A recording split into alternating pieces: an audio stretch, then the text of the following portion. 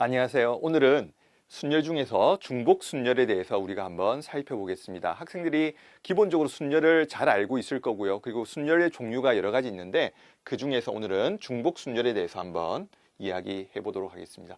기본적으로 중복 순열은 서로 다른 N개, 그죠? 서로 다른 N개에서 중복을 허용하게 됩니다. 중복을 허용하게 되고 그 중에서 R개를 택하는 순열이 되겠습니다. 기본적으로 순열이기 때문에 순서를 부여하게 되겠죠. 그것을 우리가 중복 순열이라고 하고 중복 순열의 수는 N-R로 나타나게 됩니다.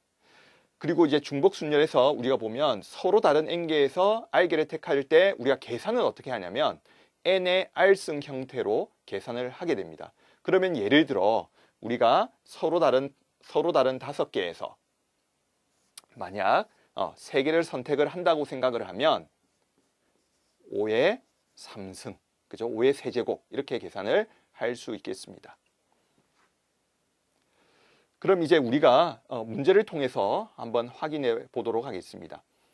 자, MATH 4개 문자로 중복을 허용합니다. 그리고 4문자로 된 암호를 만들기 때문에 순서가 부여가 되니까 중복을 허용하고 그다음에 순서가 부여가 됐기 때문에 우리가 중복 순열임을 알 수 있습니다. 근데 이때 문자 H를 반드시 포함하는 암호의 개수입니다. 물론 이 문제를 조금 어렵게 생각을 한다면 H를 반드시 포함하니까 H가 몇 개인지를 기준으로 나눌 수도 있겠죠. 그래서 H가 1개일 때, H가 2개일 때, 3개일 때, 4개일 때 나누게 되면 굉장히 복잡하게 우리는 문제를 풀게 되는 겁니다. 물론 연습을 할 때는 그런 방법으로도 한번 확인해 보는 게 중요할 것 같습니다. 그런데 우리가 경우의 수를 구할 때는 항상 사칙 연산이라는 게 있습니다. 그죠? 합의 법칙과 곱의 법칙이 있고 중복이 되는 걸 빼주는 부분이 있고 그 다음에 같은 경우가 나왔을 때 나눠주는 부분이 있죠.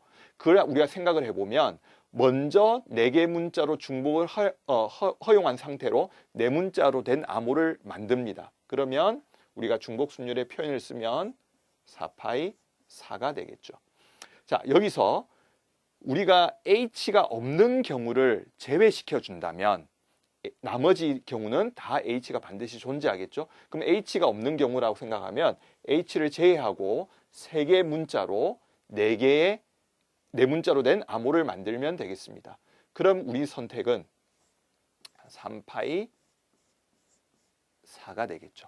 그럼 이게 계산은 4의 4승 빼기 3의 4승이 되어서 256에서 81을 빼게 되겠죠. 그래서 175가지라는 답을 얻게 됩니다.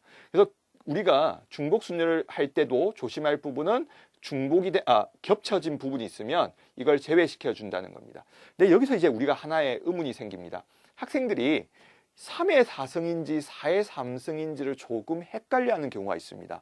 그래서 이 부분은 조금 더 언급을 한다면 우리가 중복 순열을 우리가 공식으로 보면 n의 r승으로 계산을 하죠. 근데 그 전에 표현은 n파이r을 쓰는데 이 부분이 좀 마음으로 불편하다면 반드시 문제의 개념을 생각을 해서 이 표현 넘어가는 걸 꼭 확인을 해보세요.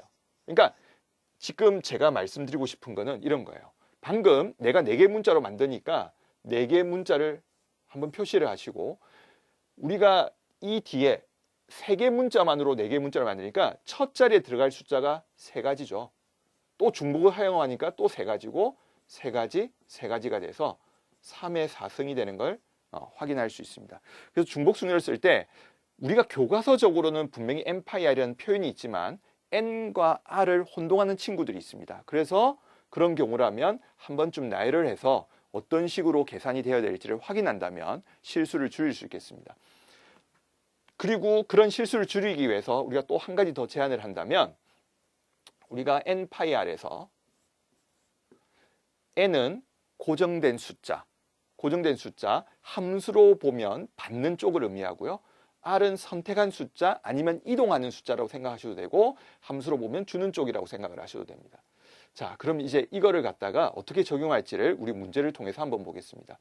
서로 다른 세 통의 편지를 A, B, C, D 우체통에 넣는 경우의 수입니다. 자, 이럴 때 우리가 3의 4승인지, 그러니까 학생들이 3파이 4인지 4파이 3인지 고민을 하거나 아니면 어떤 학생들은 앞에 나온 숫자를 먼저 쓰고 뒤에 나온 숫자를 뒤에 써서 이렇게 계산하는 친구들이 있습니다. 물론 틀린 답이죠. 자, 그럼 이제 우리가 한번 생각을 해볼까요? 편지가 이동을 하겠죠. 그리고 우체통은 고정이 돼 있고, 그렇기 때문에 방금 제가 보여드린 이 표현에 따르면 고정이 된 우체통이 앞에 오고, 움직이는, 그죠? 선택을 해서 가는 편지가 3개가 뒤쪽에 와서 4의 3승이 4의 세제곱이 답이 되겠죠. 아니면 제가 조금 앞에서 보여드렸듯이 우리가 생각을 해본다면 편지가 3통이 있습니다. 이 편지 3통이 있는데, 이 편지가 첫 번째 편지가 우체통 4개 중에서 하나를 선택해야겠죠. 4가지. 그죠? 두 번째 편지도 또 4가지. 그죠? 세 번째 편지도 4가지. 그래서 4의 세제곱이 되는 것을 확인할 수 있습니다. 그래서 제가 학생들에게 마지막으로 부탁하고 싶은 것은 기계적으로 n파이r이라고 쓰지 마시고 개념을 반드시 생각하셔서 누가 n이고 누가 r인지를 반드시 구별해 주셔야 실수를 줄일 수 있을 것 같습니다. 오늘 중복 순열은 여기까지였습니다.